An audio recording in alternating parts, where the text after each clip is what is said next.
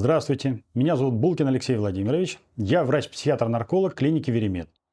Сегодня наша тема – опасность сиропа от кашля с высоким содержанием кадеина. Кадеин – это производная морфина. Он используется для лечения кашля и приступов бронхоспазма. Препарат помогает справиться с зубной, головной и посттравматической болью. Входит в состав комплексной терапии для онкологических пациентов. При исследовании было установлено, что средство обладает еще и психотропным эффектом. Выраженность симптомов наркотического опьянения зависит от дозы. Опасность кроется в доступности сиропов с кадеином. Их можно купить в аптеке, и остается только догадываться, для чего они были приобретены.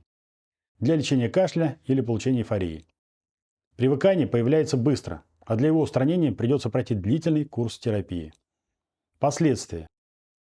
В случае резкой отмены кадеина развивается абстинентный синдром, который сопровождается головной болью, отсутствием аппетита, тошнотой, рвотой, общей слабостью и бессонницей. Нет ни желания, ни сил на выполнение необходимых дел.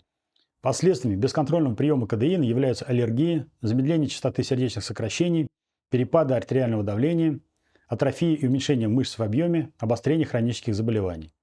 Человек становится подавленным и замкнутым, впадает в депрессию и стремится к уединению. Возникают проблемы в общении, теряются связи с родственниками. При появлении таких симптомов нужно немедленно обращаться к наркологу.